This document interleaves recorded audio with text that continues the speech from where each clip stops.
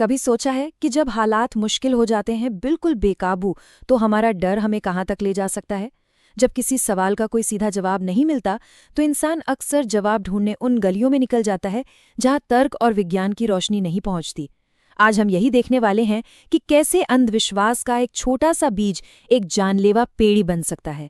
ये लाइनें सिर्फ एक कहावत नहीं हैं, ये तो काले जादू की उन दो खौफनाक कहानियों का सच हैं जिनकी आज हम बात करेंगे। ऐसी कहानियां जहां डर और वहम ने मिलकर सच को ही जला डाला।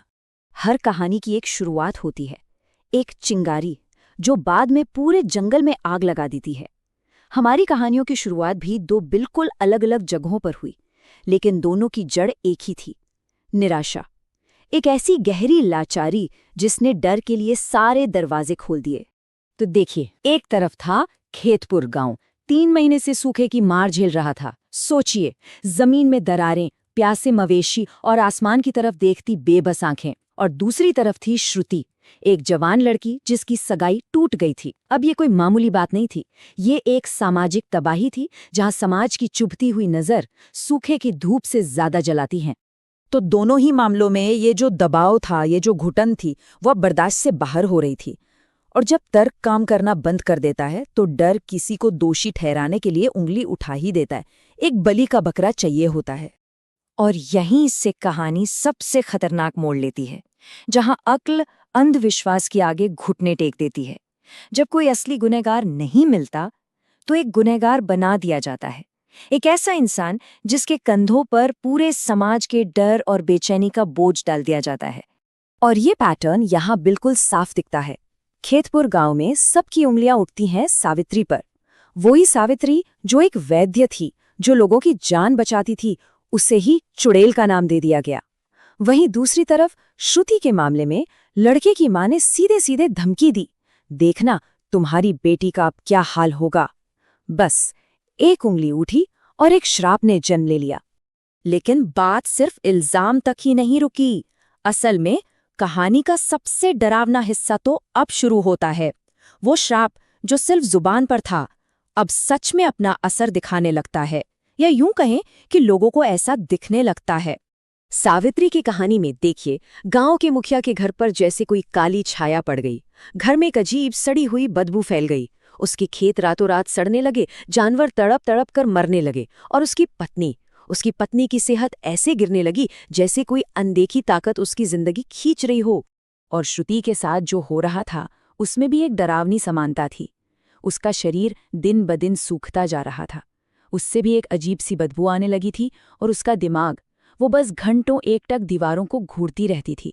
ऐसा लगता था मानो उसकी आत्मा ही कहीं खो गई हो। तो अब सवाल ये था कि ये सब हो क्या रहा है। इन घटनाओं को समझने के लिए उस समाज के नज़रिए को समझना ज़रूरी है कि वो इन चीज़ों को क्या नाम देते हैं, कैसे समझाते हैं।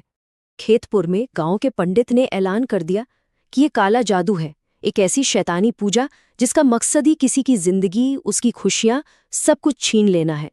और श्रुति के लिए जो शब्द इस्तेमाल हुआ वो था टोटका, यानी एक ऐसा खास तरीका, एक ऐसी कोई चीज जिसे किसी को बर्बाद करने के इरादे से उसके घर की दहलीज पर रख दिया गया हो। मकसद उसकी जिंदगी और खूबसूरती दोनों को तबाह कर देना। पंडित ने तो ये भी बताया कि ये श्राप कैसे किया गया होगा, एक ऐसा तरीका जिसे सुनकर ही रूह कांप जाए। पीड़ित के बालों और कपड़ों से गुड़िया बनाई जाती है, फिर उसे एक मंत्र के साथ दफना दिया जाता है, और उस गुड़िया के सीने पर लिखा जाता है, तेरा सुख मेरी प्यास। मानो हमेशा के लिए उस इंसान की जिंदगी पर ताला लगा दिया गया हो। तो अब हम कहानी के सबसे बड़े सवाल पर आते हैं। इस पूरी तबाही की असली वजह क्या थी? क्या वाकई कोई श्राप था, या उस श्राप पर किया गया यकीन ही सबसे बड़ा विनाशक था?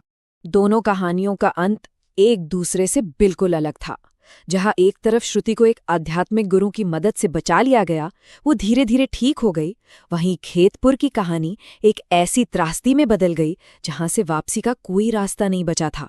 सावित्री पर लगे इल्जाम और उस पर पनपे यकीन का अंजाम सिर्फ और सिर्फ तबाही थी। मुखिया की पत्नी की मौत हो गई, डर के मारे खुद पंडित की जान चली गई, और मुखिया का दिमागी संतुलन हमेशा के लिए बिगड़ गया। सब कुछ राख हो गया। और यही हमें कहानी का असली सच मिलता है। असली विनाशकारी ताकत कोई जादू टोना नहीं था। असली ताकत तो वो डर था, वो वहम था जिसने इंसानों से ही वो सब करवा दिया। ये इंसान के अंदर का वो अंधेरा था जो किसी भी काले जादू से ज्यादा खतरनाक साबित हुआ। तो आखिर में ये सवाल हमारे साथ रह जाता है, असली खौफ क्या है? कोई अनदेखा काला जादू, या इंसान के अंदर बैठा वो अंधविश्वास जो उसे किसी राक्षस से भी बदतर बना सकता है?